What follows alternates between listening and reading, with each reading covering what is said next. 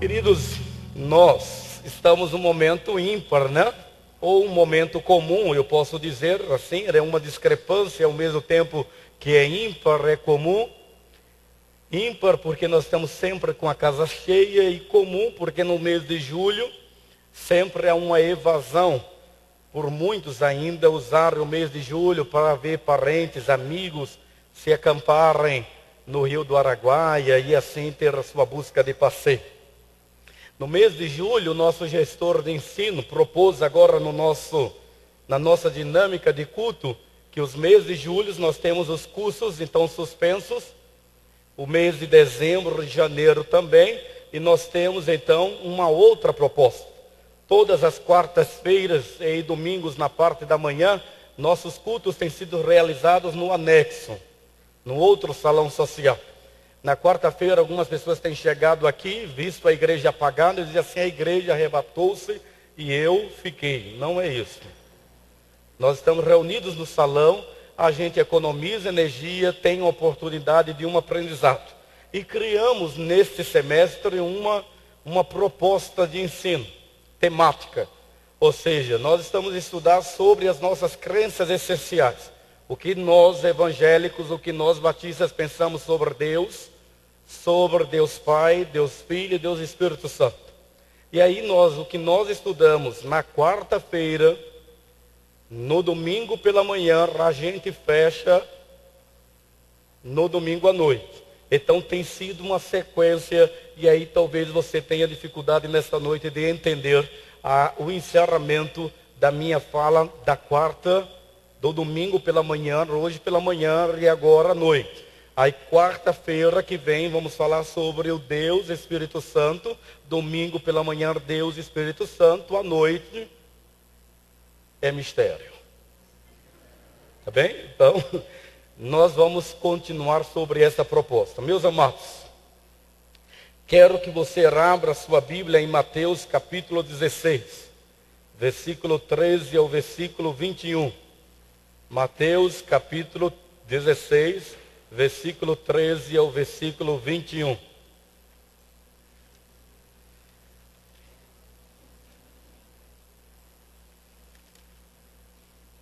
Muito bem. Antes de nós fazermos a leitura do nosso texto, permita-me fazer um resumo do que nós temos aprendido sobre Jesus. Jesus foi, e eu acredito que continuará a ser por muito tempo, a personalidade mais complexa na história da humanidade.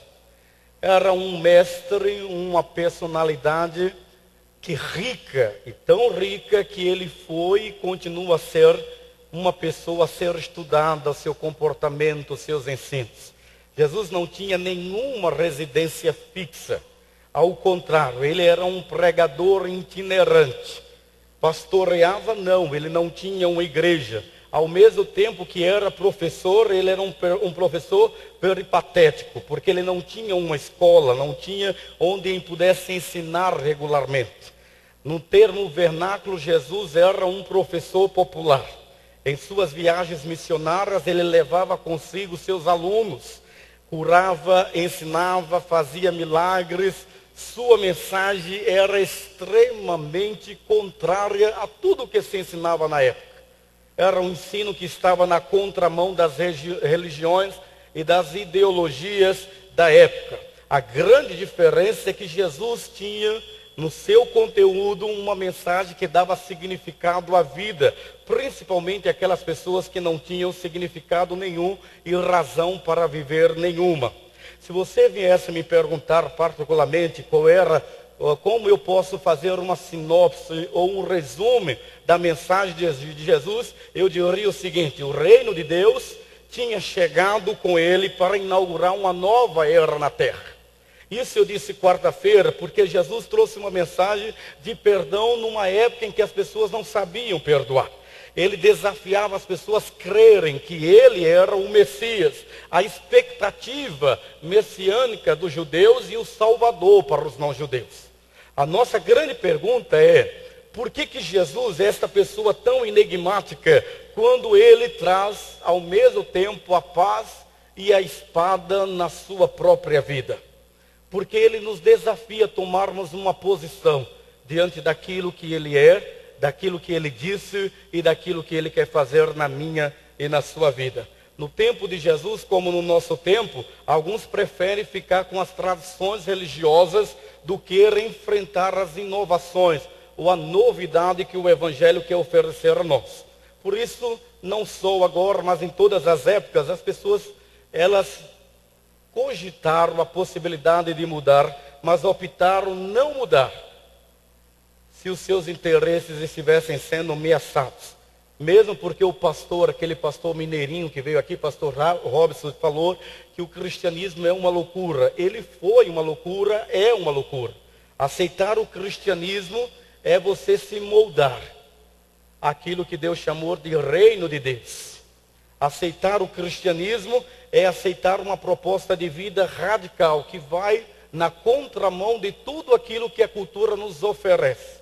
Então, por isso, o Evangelho, ele é radical. E é isso que nós queremos pensar na experiência de um homem que teve a sua vida transformada como Pedro. Minha temática é o que está por trás da pergunta de Jesus. E aí terminei de embelezar o sermão hoje. Eu peguei um casal de novos crentes, o Rony e a Raimunda, e perguntei assim: Raimunda, me fale como é a sua vizinha, Benilda. E aí Benilda gritou e disse assim: não, você tem que perguntar a mim. Falei: não, Jesus perguntou o que dizem de mim. Aí ela: é verdade. Então ela ficou atenta o que os vizinhos iam dizer. Mas ela deu um impulso e fez uma brincadeira. Se vocês não falarem bem de mim, eu não dou carona para voltar para casa. Gente, é isso que eu quero fazer. O que está por trás da pergunta que Jesus fez aos seus discípulos? Vamos lá. Mateus 16, versículo 13 ao versículo 21. Chegando Jesus à região de Cesareia de Filipe, perguntou aos seus discípulos: quem os outros dizem que o Filho do Homem é? Eles responderam: alguns dizem que é João Batista, outros Elias, outros dizem que o Senhor é Jeremias e uns dizem que é um dos profetas. E vocês? Perguntou ele: quem vocês dizem que eu sou? Simão Pedro respondeu: tu és o Cristo, o Filho do Deus vivo. Respondeu Jesus: feliz é você, Simão, filho de Jonas, porque isto não lhe foi revelado por carne ou sangue, mas por meu Pai que está nos céus. E eu lhes digo que você é Pedro, e sobre esta pedra edificarei a minha igreja, e as portas do inferno não prevalecerão contra ela. Eu lhe darei as chaves do reino dos céus. O que você ligar na terra terá sido ligado nos céus, e o que você desligar na terra terá sido desligado nos céus. Então advertiu a seus discípulos que não contasse a ninguém quem ele era. Amém? Curva a sua cabeça mais uma vez. Quero lhe convidar a pensar sobre o que você leu agora. Fale para Deus: Senhor, fale ao meu coração. Pai, em Cristo Jesus, nós queremos estar na dependência do Teu Espírito para, Senhor, falarmos a Tua palavra em temor e em revelação ao coração dos Teus servos. Fique à vontade, ó Deus, entre nós. É a nossa oração que fazemos no nome daquele que é Senhor da nossa fé e em quem depositamos a nossa confiança. Amém. Muito bem. Como que você vê Jesus? Qual é a sua visão sobre Jesus? Eu venho de uma cultura secretista, talvez você também. Crer em Jesus e crer na quiromancia, na cigana que lê a mão, na pessoa que põe carta. Crer em Jesus e crer também no dia a dia do horóscopo. Crer em Jesus e participar de atos que invocam desde duendes e outros personagens do mundo esotérico tem sido uma prática que mostra o quanto o Cristo da Bíblia está longe de ser conhecido por nós. Jesus nunca prometeu nos revelar um futuro brilhante. Nunca nos prometeu nos trazer algo que fosse de sucesso grande. Ao contrário, Jesus não era falacioso. Ele tinha uma mensagem prática e precisa. Ele não era do tipo dos pregadores atuais que prometem a você sucessos e mais no sucesso. Ao contrário, a mensagem de Jesus consiste em falar da cruz. Quem quer seguir a Jesus já sabe que a ele espera sofrimentos, espera perseguições. E Jesus não era mentiroso, por isso ele não poderia falar de glória, como temos falado nos cultos da quarta-feira, sem falar do sofrimento. Também Jesus não era desses homens que queriam ser amados a qualquer preço, criar um tipo de admirador que balançasse a cabeça a tudo o que ele dissesse. Eu fico pensando assim, quando Jesus estava discipulando, ele falou sempre que o túmulo ficaria vazio, mas ele não disse de maneira nenhuma que a cruz seria leve para cada um de nós carregarmos. Agora, a experiência de Pedro. Eu acho a experiência do apóstolo Pedro uma experiência extraordinária. Se no dia, e aí esse sermão é um desafio para mim, no dia em que eu tiver a coragem de Pedro, de enfrentar os passos de crescimento e amadurecimento que Pedro teve, eu serei um cristão melhor do que eu sou hoje. A igreja enfrentará várias adversidades, vários desafios baseados na sua confissão.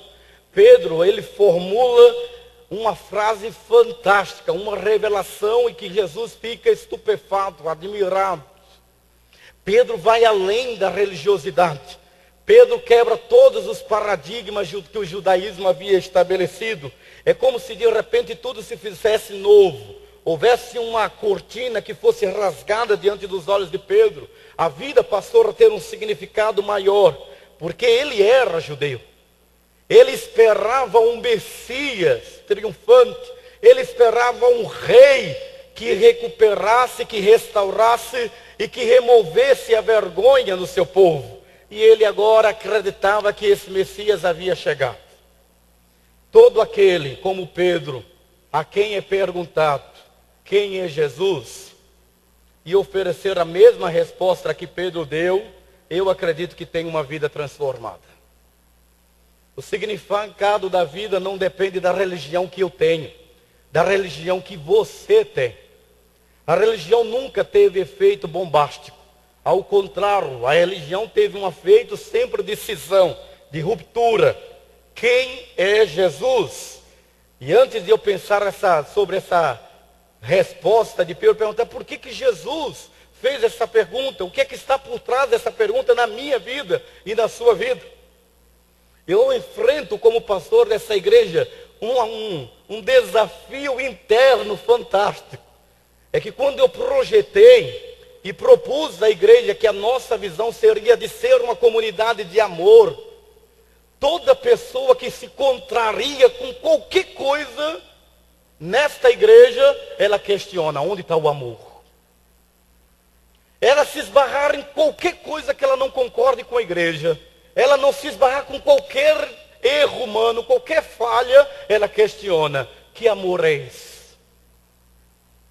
Por isso que eu escolhi a visão ser uma comunidade de amor. Não é porque nós amamos, mas porque nós precisamos amar. Não é porque chegamos ao patamar da essência e da profundidade do amor, mas porque precisamos nos aperfeiçoar e entender de que no relacionamento que Jesus nos oferece, a pergunta que ele estava fazendo a Pedro era a pergunta de mostrar que ele tinha um projeto de construir relacionamentos. Jesus não veio trazer uma nova religião. Ele não veio cumprir apenas as expectativas messiânicas do judaísmo. Ele veio construir o que o pecado rompeu.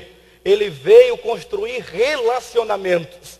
Religião, por religião, nós não precisaríamos de mais uma.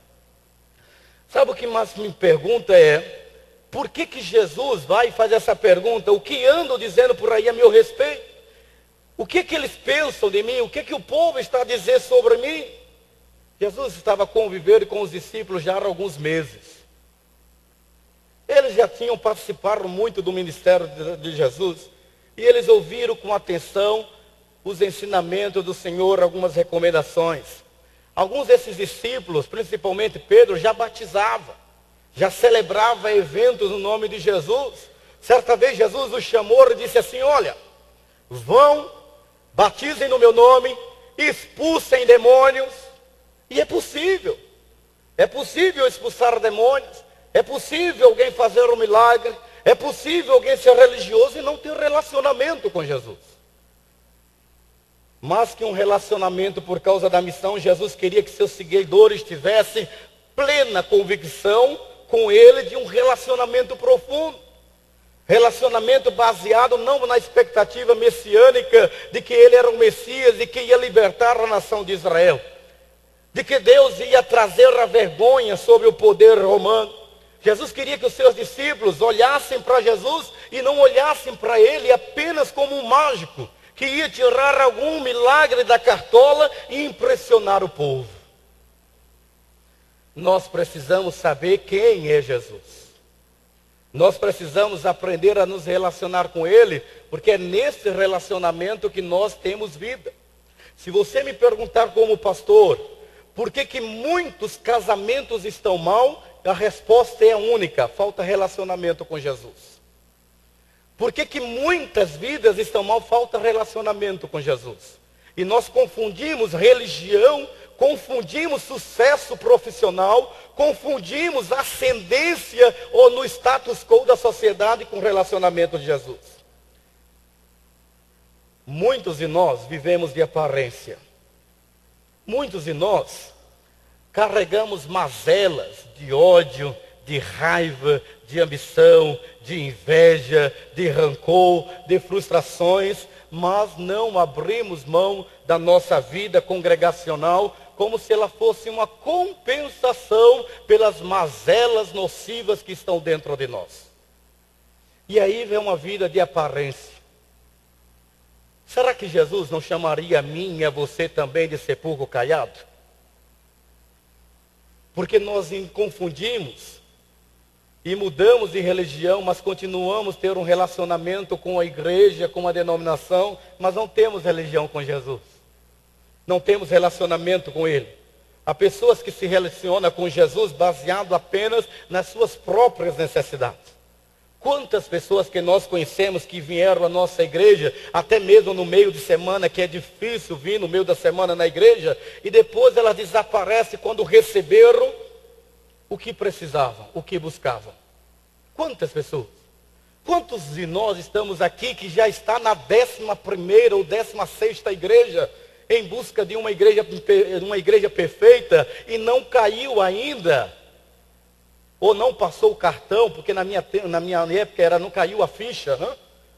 Mas não passou o cartão, que você não vai encontrar uma igreja perfeita, porque toda igreja tem um Deus perfeito, mas há um problema.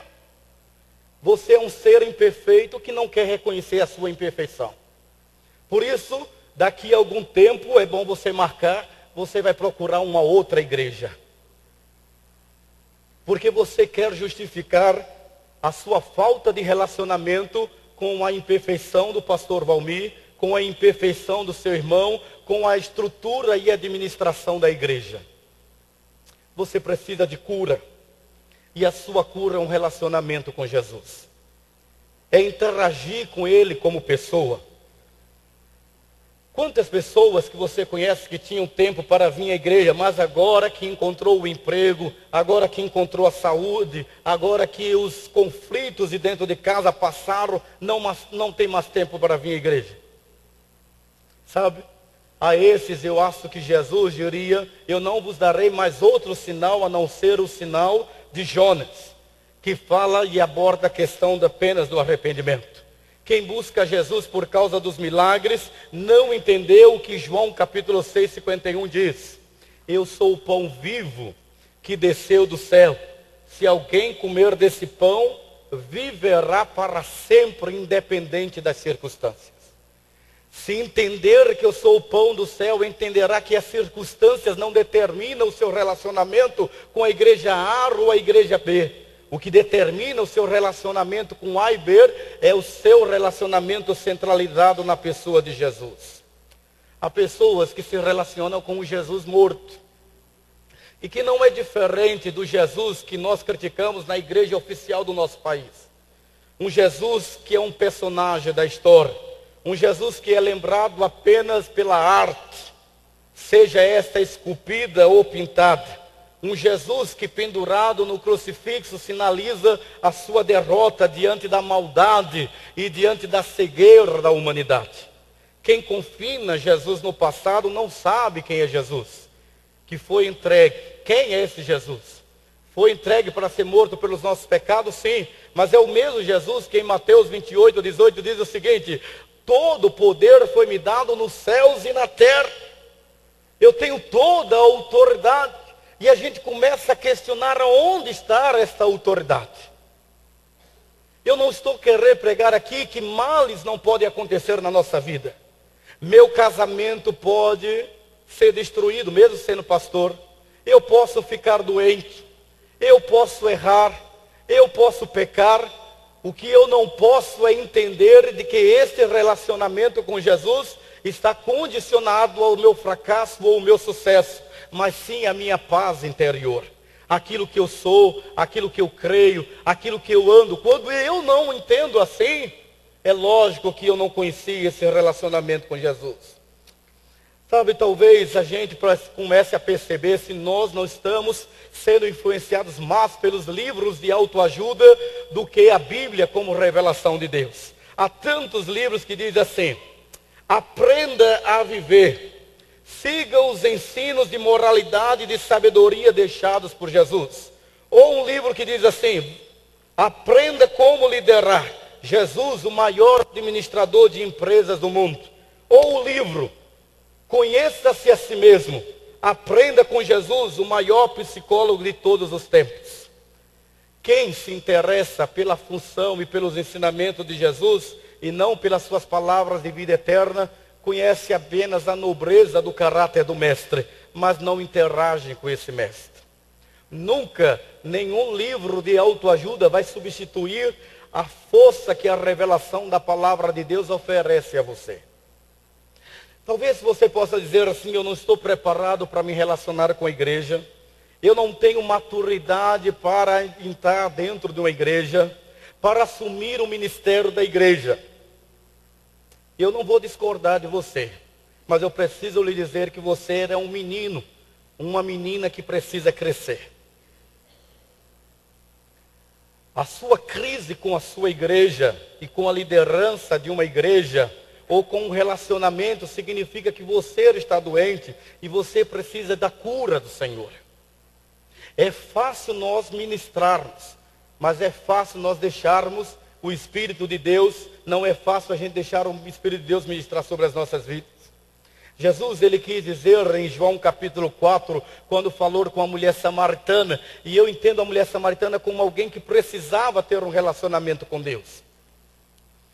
E quando ela chega diante de Jesus, e ela pede da água, Jesus pede da água àquela mulher, e ela diz: como pede o Senhor água a mim, que sou mulher samaritana? Jesus quebra a barreira étnica daquela mulher, a barreira religiosa, e diz: olha, se eu der você da água da vida, a água que eu lhe der, você nunca mais terá sede. Ao contrário, você mesmo se tornar uma fonte de água, e você vai jorrar, vai permitir jorrar a vida eterna dentro de você. A vida eterna, ela não está fora, mas dentro do coração daqueles que têm um relacionamento com Jesus.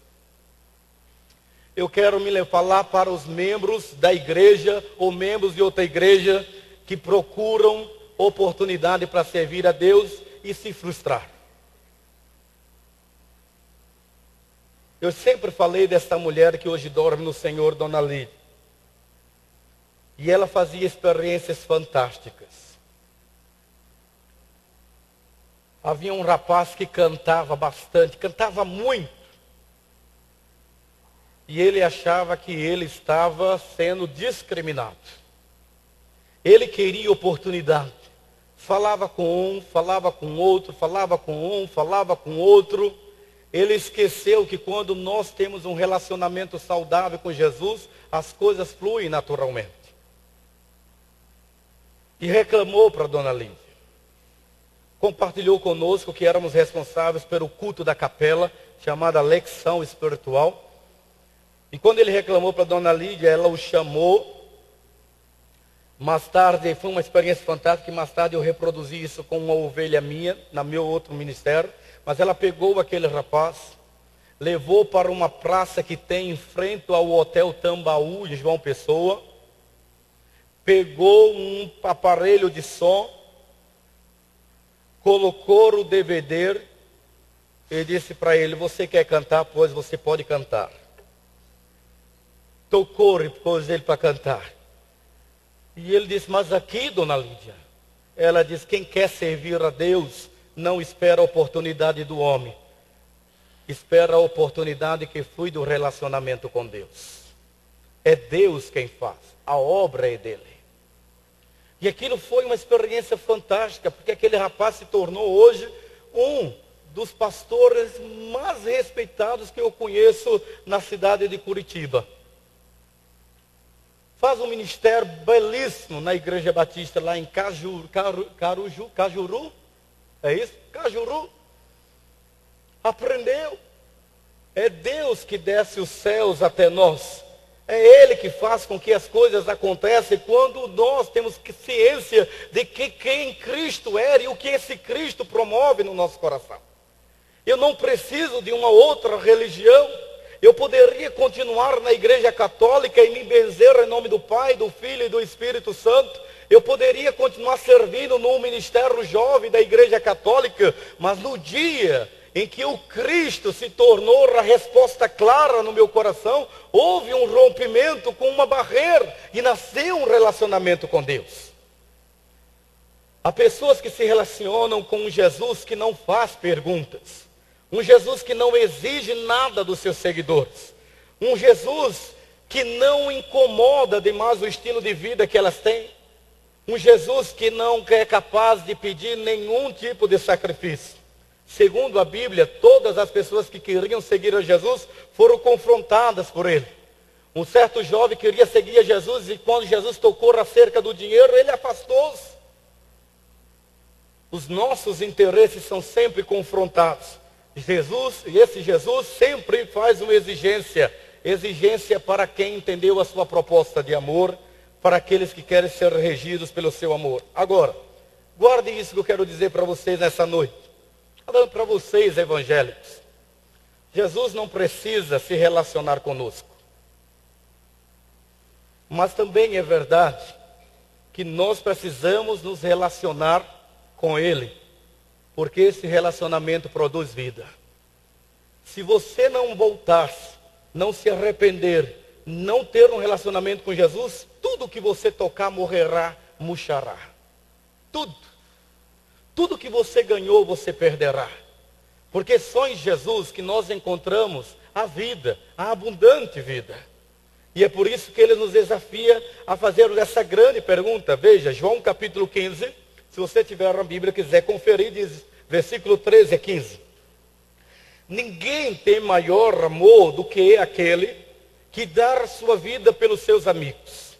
Vocês serão meus amigos se fizerem o que eu lhes ordeno. Já não os chamo servos, porque o servo não sabe o que o seu senhor faz. Em vez disso, eu os tenho chamado amigos, porque tudo o que ouvi de meu Pai, eu lhes tornei conhecidos.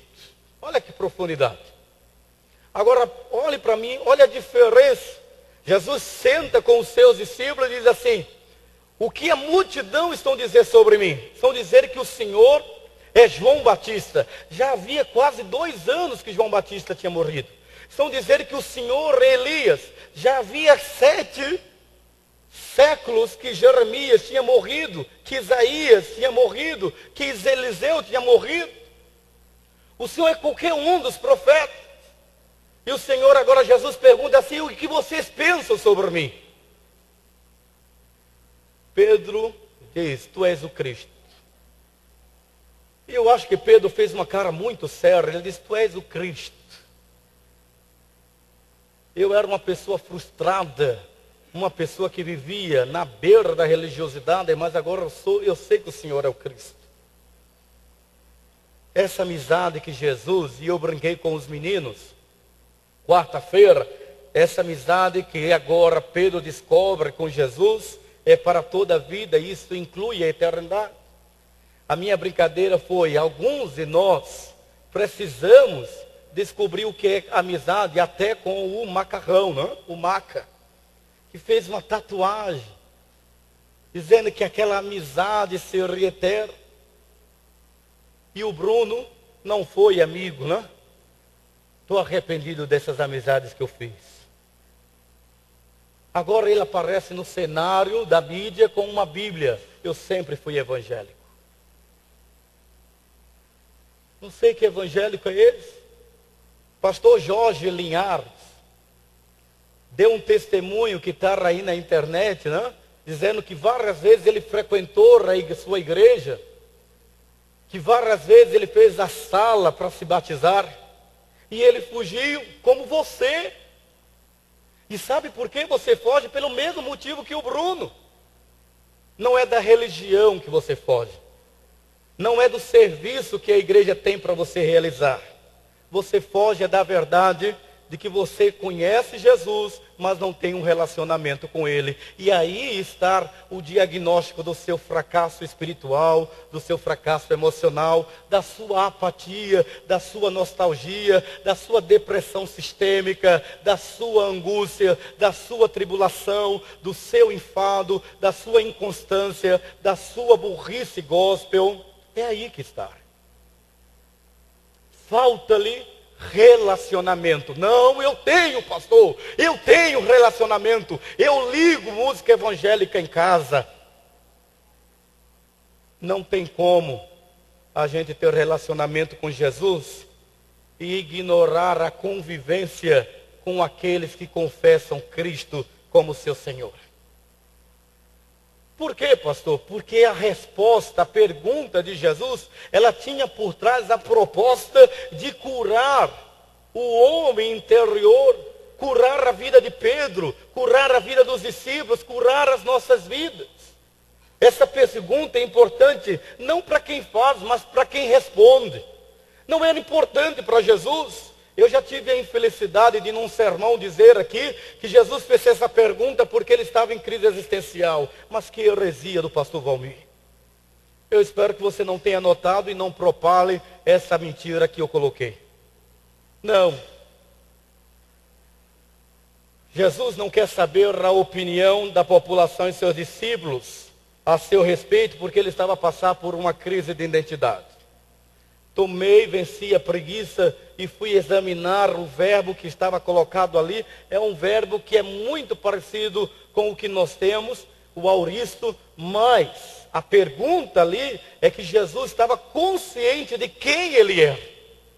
Ele era o amado filho do Pai, mas ele gostaria de saber se os seguidores dele sabiam quem ele era. Se nós sabemos quem ele é. Porque isso faz muita diferença no nosso relacionamento com Ele. É uma pergunta confrontadora. Jesus não pergunta por si mesmo. É uma pergunta para reflexão daqueles que se dizem cristãos e não o são ainda por falta de relacionamento com Ele. Jesus não está com a sua autoestima baixa. Quem tem a sua autoestima baixa são os seus discípulos. Sabe o sentimento de coitadinho, de pena? Nós temos essa tendência de nos colocar na posição de vítima. Então deixa eu contar uma história pessoal minha. Eu viajei com um ônibus para fazer um trabalho missionário na Argentina e no Paraguai. No trajeto, eu comecei a falar dos meus problemas. Para um, para outro, para um, para outro. Ninguém podia me perguntar como é que eu estava, que eu já desabafava. Pam, pam, pam, pam, pam, pam, pam, pam, para todo mundo. E com todos eles eu chorava. Tinha a frase certa que eu começava a chorar. Sabe aquele assim? Frase certinha. Todo mundo já sabia. Professora Jabes Onoff, é o mesmo nome do meu pastor, só que ele é Jabes Nogueira. Professora Jabes Onofre, missionária em Paraupebas. Chegou para mim e disse assim: Almir, para de showman. Para de contar as suas mazelas para que as pessoas tenham depressão em você, tenha vergonha na cara e se coloca diante de Deus como servo do Deus Altíssimo. O que é que eu pensei? Fiquei chateado, missionária do diabo. Depois fica profetizando lá na frente, depois diz isso, aquilo. Ela foi uma faca no meu coração. E ela foi dizer assim: eu não tenho pena de você.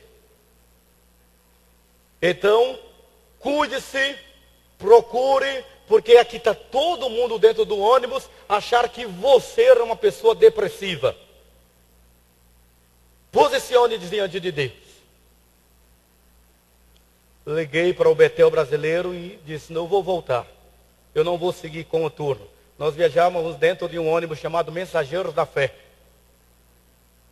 Quando eu liguei, falei com a Nívia, que é sobrinha da dona Lídia, que hoje dirige o seminário. Eu disse para ela: eu quero voltar. Você quer voltar por quê? Eu tive alguns problemas. A Jabes já me contou o seu problema. Fofoqueira ela também, né? Fofoqueira. Não, Valmir, nós queremos lhe ajudar. Nós queremos que você aprenda a se ver como Deus lhe vê, não como seus problemas lhe fazem você se ver. Como eu aprendi com aquilo? Jesus não pergunta porque ele está com a sua autoestima baixa. Ele quer dizer aos seus discípulos que eles precisam ser curados. Veja o caso de Pedro. Antes que Jesus o tirasse do ramo da pesca, antes dele ter uma conversão genuína, e só a verdadeira conversão é que nos traz o sabor da fé cristã. Jesus olhou, chamou Pedro e disse assim: Pedro, vem cá. Pedro, seu nome é Simão. Você é filho de João. Eu vou lhe chamar de Cefas, que é traduzido por Pedro. João capítulo 1, versículo 42. Em outras palavras, Pedro, eu vou lhe dar um sobrenome, o sobrenome de pedra. Você será chamado no nosso dialeto, no aramaico, de Cefas ou Cafas. Mas no grego você será chamado de Petros, a pedra. Pedro não entendeu nada. Jesus fez então um convite para Pedro e para os seus discípulos: sigam-me e eu farei vocês pescadores de homens. A partir daí, Jesus começou a solidificar, a restaurar a autoestima de Pedro. Pedro deixou de ser um pescador, um simples pescador profissional, para se tornar um discípulo de Jesus. De vez em quando ele voltava para o mar para uma pescadinha, porque ele precisava pescar, e muitas das vezes no seu barco Jesus tinha que confrontar Pedro onde ele estava. E uma vez, na autoestima doente de Pedro, Jesus chega para ele e diz assim: Pedro, lance a rede para a pesca. Ainda preso ao medo, e você conhece essa história de Pedro com a autoestima baixa, ele responde: mestre, nós nos esforçamos a noite inteira e não pegamos nada. Mas olha a visão que ele tem de Jesus. Mas porque tu é quem estás a nos dizer, eu vou lançar então a rede. E a obediência de Pedro, a imagem que ele tinha de Jesus, gerou uma pesca maravilhosa, pesca abundante. Como nós vemos, Jesus determina a abundância da manifestação da vida de Deus sobre nós. Mas Pedro estava coerente, que ele tinha uma autoestima doente. E quantos evangélicos são verdadeiros zumbis? Negativistas demais. Você já conheceu um evangélico assim? Não olhe para o lado para não dedurar ele. Quanto? Você chega perto dele, ele tem sempre uma crítica para a igreja, sempre uma palavra negativa, sempre uma crítica para fazer, sempre um empecilho para contar. Arreda-te e você sai de mim. Porque ele sempre tem. Na verdade, a maneira como ele anda, já anda com os ombros caídos de derrotado, né?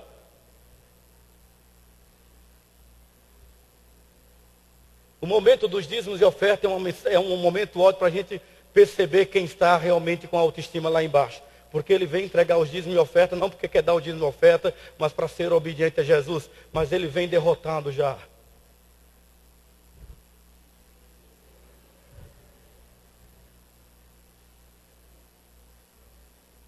Agora eu não tenho força para voltar, quem me leva? Não consegue andar. Não consegue vencer, ele não tem a alegria de saber que tem um relacionamento com Jesus. Sabe, Pedro diz assim: Senhor, afaste-se de mim. Olha a pergunta de Pedro, a imploração de Pedro em Lucas 6, Senhor, afaste-se de mim, porque eu sou um pecador.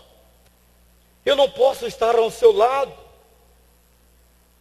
Eu sei que o processo de crescimento tem altos e baixos. Não foi do dia para a noite em que eu cheguei. Essa semana eu contei para um irmão, e eu não sei se ele se escandalizou, mas o outro que estava ao lado dele se escandalizou, porque eu era pastor de uma igreja e que eu trabalhava incansavelmente quase 28 horas por dia, tem isso? Levava toda a carga. Em um momento eu entrei num processo de depressão terrível. Eu me levantava do púlpito, da cadeira, e vinha para o púlpito, e quando eu começava a ler o texto, eu chorava, e voltava. E foram 2 meses sem pregar, porque eu só chorava. Mas Deus colocou na minha vida alguém, irmã Valdineia Lopes da Costa, em que disse: querido, você vai perder seu ministério se você não for se tratar. A igreja, a liderança se reuniu e me apoiou, e eu passei 2 meses em Guarulhos fazendo terapia, para entender por que eu estava a me destruir de estar daquela forma. Eu estava com uma deficiência no meu relacionamento com Jesus. Eu questionava Jesus, porque eu, como pastor, eu olhava as falhas de caráter e de comportamento, a infidelidade e a falta de lealdade dos membros da minha igreja para comigo e para com a igreja. E eu questionava e dizia: como que pode? Eu dou a minha vida. Senhor, isso não é um crente, é um cão, Senhor. E aquilo foi me fazendo mal. E aquela pessoa continuou a comer, a dormir, a sorrir, a passear. E o único prejudicado não era ele, era eu. Eu era o prejudicado. É você, só você que perde quando você olha para os outros ou para a circunstância e deixa que elas falem a você mais alto do que a imagem que você deve ter de Jesus. Jesus continuou o que começou a fazer com Pedro por várias vezes, para que Pedro começasse a ver que realmente quem era Jesus, e nesse processo Pedro chegou a ter uma autoestima forte. Todos nós, pastores, pregadores, usamos um texto que diz assim: porque Pedro fracassou quando ele viu as ondas do mar e andou, e ele disse: socorra-me, Jesus. Mas Pedro foi o único discípulo de Jesus que no meio da tempestade disse: se tu és o Cristo, diga para eu ir, Senhor. E andou por sobre as águas. Qual foi o outro discípulo que andou por sobre as águas? Só Pedro. Fracassou, mas ao menos acreditou que aquele era o Cristo, o Filho de Deus. Então nós precisamos entender nesse nível de relacionamento. Já morto Jesus, confiou a Pedro a liderança da sua igreja. O ex-Pedro, de autoestima baixa, agora podia ser visto como Pedro transformador, que se levanta e fala para uma multidão. Ele precisou de um revestimento? Sim, ele precisou. Mas ele se levantou e fez diferença. Porque a sua autoestima baixa fez com que ele olhasse para Jesus e pedisse que Jesus o curasse. Deixa eu lhe fazer uma pergunta. Cada um de nós precisa responder para si quem é Cristo para você. Quando você responder de forma ousada e entender a revelação de Deus, uma nova trajetória começa na sua vida. O horizonte vai se ampliar como o horizonte de Pedro se ampliou, e uma nova travessia começa no seu dia a dia, no seu viver. A autoimagem, nossa autoimagem é corrigida sim por Jesus. Permita-me fazer uma citação de algo que eu falei para uma irmã nessa semana, quando eu disse para ela, você precisa procurar um terapeuta. E ela disse, não preciso de terapeuta porque meu terapeuta é Jesus. Isso é radicalismo. Todos nós precisamos ter discernimento para saber quando não sabemos enfrentar sozinho os dilemas e os conflitos que estão dentro de nós. Então, ser cristão e ser doente, além de ser uma doença, é um sintoma de ignorância na sua vida. É preciso a gente se compreender, é preciso a gente se aceitar para podermos enfrentar o povo de Deus, que não é nada fácil. Não é nada fácil. Olhar para Jesus e entender que os seus projetos em nós se tornam ousados. Pedro deixou de ser apenas um pescador profissional, deixou que o seu profissionalismo como pescador fosse ampliado. Ao invés de Jesus tocar apenas na sua vida profissional, Jesus também tocou no centro do seu coração e ele entendeu que ser cristão ou entender a proposta de Jesus é se relacionar com gente, é se relacionar com pessoas, é alcançar pessoas, é abençoar pessoas. Agora deixa eu fazer um desabafo. Pensa que muitas vezes eu já tive vontade de ir embora desta igreja.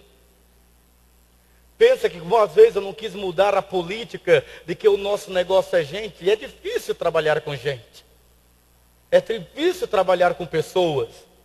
Mas se você entender quem é o Cristo e aquilo que Ele faz no seu interior, você persiste em continuar sendo ferido, você persiste em continuar ferindo alguém, mas em tudo, em todas as coisas, você quer que Deus seja engrandecido na sua vida. Se você não entender que cristianismo é mais do que assistir culto, é se relacionar, então você não entendeu o que Cristo quer fazer dentro de você. Esse Cristo mudou a vida de Pedro. Porque Jesus olha para ele e diz, Pedro, não fosse a carne e o sangue que te revelaste, mas o Pai te revelou. Foi o Pai que disse para você quem eu sou. E agora, Pedro, você vai poder entender o meu sermão quando eu disse que eu sou o caminho, a verdade e a vida, e de que ninguém conhecerá a Deus se não for por mim. Eu quero terminar dizendo isso para você, olha, Jesus sabe que nós somos os nossos temperamentos. Não sou psicólogo, não quero fazer psicologia, tenho dificuldade de me relacionar com os psicólogos, mas eu tenho que dizer que Jesus gostava e gosta também de autenticidade. A autenticidade de Pedro foi que fez com que ele chegasse à posição do primeiro pastor da igreja de Jerusalém. Ele tinha falhas, era afoito demais. No Tocantins ele seria chamado de agoniado demais. Mas a sua agonia foi transformada pelo Espírito Santo de Deus e o capacitou para ser líder daquela igreja, porque ele se permitiu ser lapidado por Deus. Eu não sei se era arrogância, mas eu já fui, assim, não sou tanto agora, né? Eu estou no processo.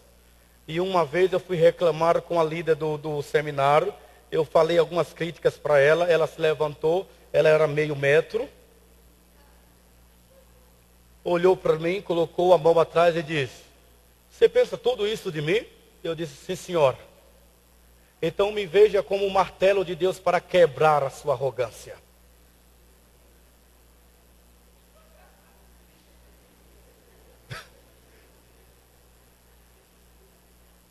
Eu voltei, fui para a sala de oração e eu disse, Senhor, obrigado porque a tua serva é tão arrogante quanto eu.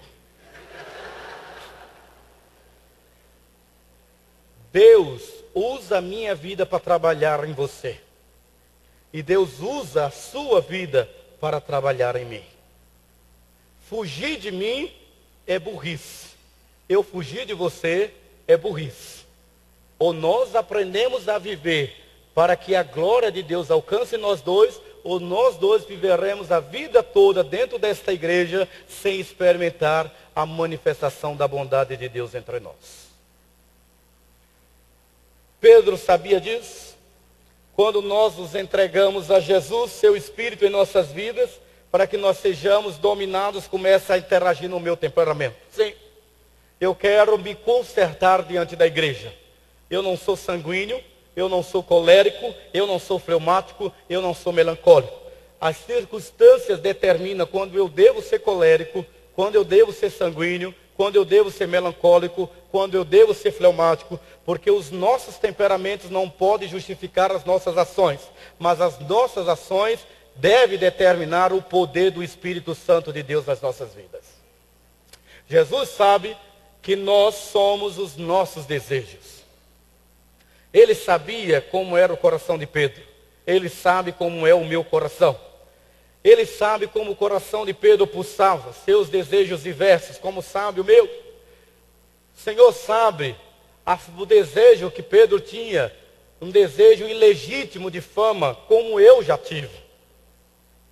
Não tem mais, pastor? Não. Embora eu goste de aparecer muito, já percebeu isso? Regina está ali que me maqueia sempre para eu aparecer aqui no santuário. Gosto de aparecer. O espírito de amostramento tem uma dificuldade de sair da minha vida. Ore por mim. Ore por mim. Hã? Um dia eu vou chegar como o pastor Tomás. Eu acho lindo o comportamento dele e rasgar confete, né, e seda quem está vivo, não quando se morre. Quando se morre todo mundo presta. Quando está vivo é que você deve dar o elogio. Então esse espírito de amostramento tem que ser freado na minha vida. Eu estou falando dos meus defeitos, para você saber o seguinte: pastor, os seus defeitos servem para quê? Para que eu não ofusque a dependência que eu tenho que ter de Deus, como você tem que ter. Você tem que ter. Então o senhor é amostrado mesmo, pastor? Sou muito amostrado, né? Mas eu luto. Minha oração para Deus é: Senhor, eu quero ser humilde, mas está difícil. Qual é a dificuldade de você reconhecer o seu defeito?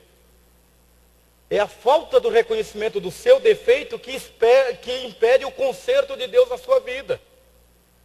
Agora veja, Jesus pergunta e provoca Pedro, e Pedro o amava profundamente.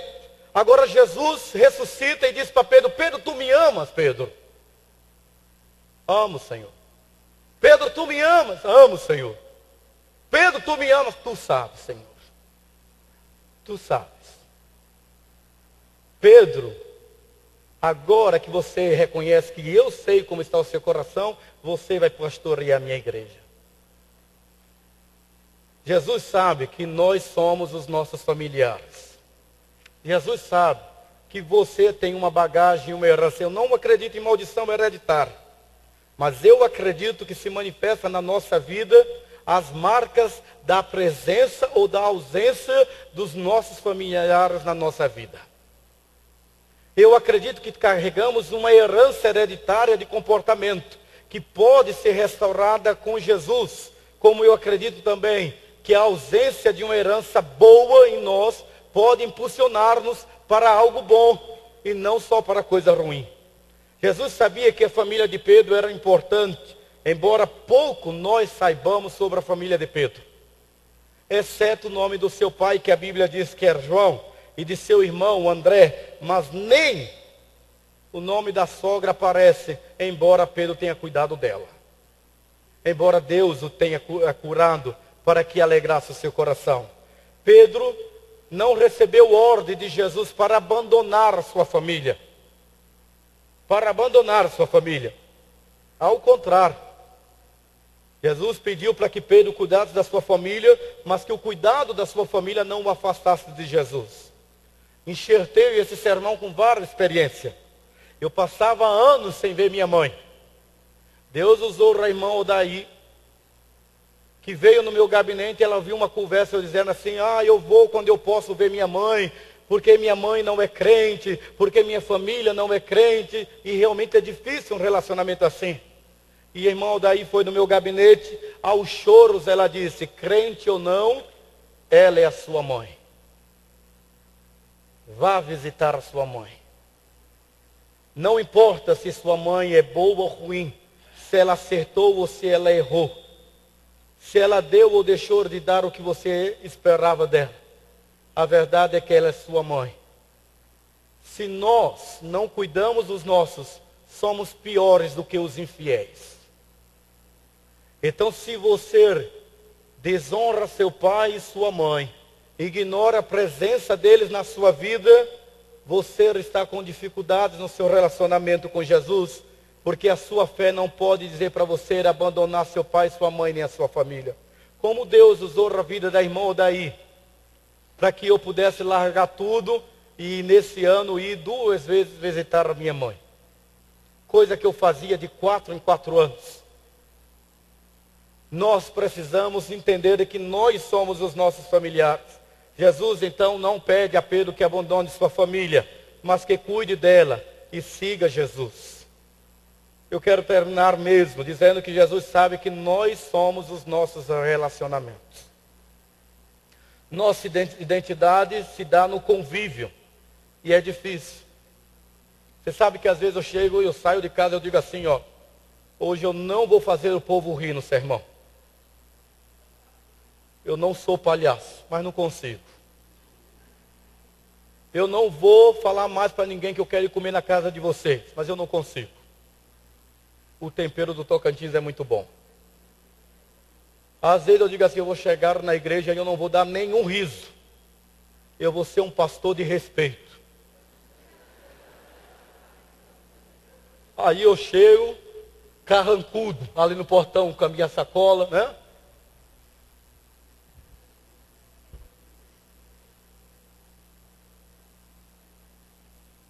Aí encontro alguém.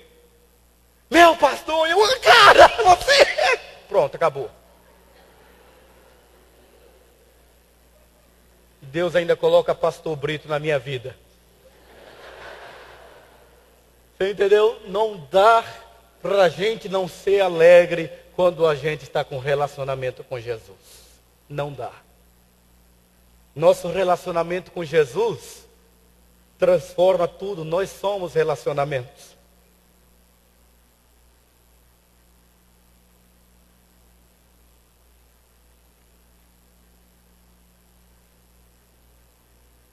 Se você não entender que a fé em Jesus é para curar você das mazelas que a vida lhe impôs, então seu relacionamento de fé é apenas religião. Você precisa entender que nós aprendemos com a criança, aprendemos com o jovem, aprendemos com o adulto, aprendemos com o velho. É dando que se recebe. É permitindo que as outras vidas ministrem a você, que você aprende a ser ministrado pelo Espírito Santo e Deus passa a fazer um relacionamento diferente com você. Pedro era um homem que tinha um histórico difícil. Os comentaristas dizem que ele era zelote, acostumado a resolver os problemas pela espada. Ele tenta se relacionar com Jesus com a sua espada, mas o grito da multidão transforma Pedro em alguém que, como todos os outros, foge da perseguição, se esconde na multidão para não dizer que é seguidor de Jesus. Jesus transforma o caráter de Pedro. Pedro, então, depois da ressurreição, se transforma num homem que é capaz de dizer, eu sei quem eu era, eu sei quem eu sou e eu sei em quem tenho crido. Se Jesus não é capaz de curar você, tão pouco ele é capaz de curar a sua casa. Tão pouco é capaz de agir por você, porque ele precisa agir primeiro dentro de você. Pare de olhar para o outro, pare de olhar para a igreja, pare de olhar para a religião, pare de olhar para o sistema, pare de olhar para a dificuldade e responda: quem é Jesus? Se ele for o Cristo na sua vida, então permita que a revelação que não é da carne nem do sangue ministre dentro de você a abundância e a vida que ele diz, eu vim para que vocês tenham vida e vida em abundância. Amém? Curve a sua cabeça. Pode deixar, Hélio, obrigado. Nós não vamos tocar. Eu não quero que você saia daqui com a reflexão da música.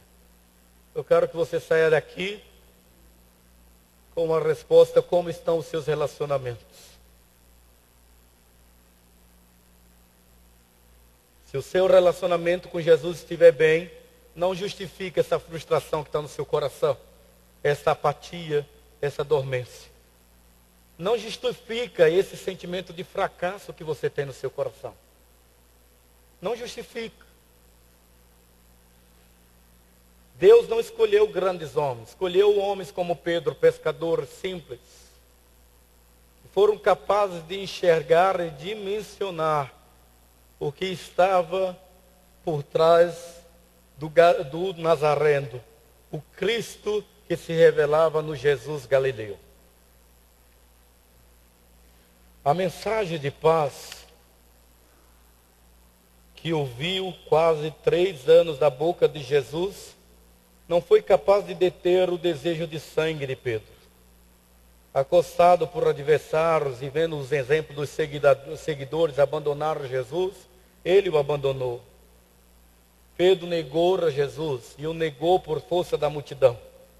Mas o Pedro que amou Jesus, o Pedro que seguiu a voz do coração, foi redimido pelo Espírito Santo de Deus e se tornou uma nova criatura. Jesus sabe quem nós somos. E Jesus sabe o que você precisa. Pai eterno, obrigado por tudo quanto este sermão falou ao meu coração. Obrigado por tudo quanto este sermão, a tua palavra me fez ver e trazer-me à memória, Deus, cada passo da maturidade, do crescimento que o Senhor tem me proposto na minha caminhada com Cristo Jesus. Da mesma forma, Deus, que nesta noite a ação terapêutica da tua palavra e o poder do teu Espírito alcance todos os teus servos nesta noite. Aqueles, ó Senhor, que têm peregrinado de igreja em igreja em busca da igreja perfeita. Aqueles, ó Senhor, meu Deus, que têm resistido a ceder-se, ó Deus, à confissão pública de que Jesus Cristo é o Senhor e não se inclui no batismo como ordenança e não se torna membro de uma igreja. Aqueles que foram ou que são líderes e que estão frustrados, ó Senhor, por algum motivo inerente a essa administração ou não. Aqueles, ó Deus, que têm enterrado um dom ou uma habilidade por causa, ó Deus, da multidão, que o Senhor nessa noite cure a todos, ó Senhor. E faça fluir a tua vida sobre nós. Que o Senhor faça fluir, ó Deus, a tua graça, a tua misericórdia sobre nós, levando-nos, ó Senhor, a pensarmos acerca da nossa fé, a nível de relacionamento com Jesus Cristo, que morreu e ressuscitou por cada um de nós. Eu acredito no teu poder, eu acredito na tua graça, no mesmo poder, na mesma graça que me alcançou e que nesta noite pode alcançar os teus servos em nome de Jesus. Ó Deus, que saiamos daqui, se não curados, ao menos desejosos da cura, para que sejamos imagem e semelhança daquele que é Senhor e Salvador das nossas vidas. Que saiamos daqui com a habilidade de perdoar, que saiamos daqui com a habilidade de amar, com a habilidade de fazer uma autoanálise do nosso comportamento e da nossa imagem. Que nós, ó Senhor, sejamos capazes de perguntar o que dizem os homens sobre nós e o que nós, ó Deus, sabemos do que diz Jesus sobre nós, mas também, sobretudo, quem é Jesus que confessamos como Senhor das nossas vidas. Obrigado, ó Pai, por tudo e em tudo te damos graças pela tua palavra, pela tua voz, pela tua bondade manifestada em nós e a nós nesta noite, em nome de Jesus. Amém.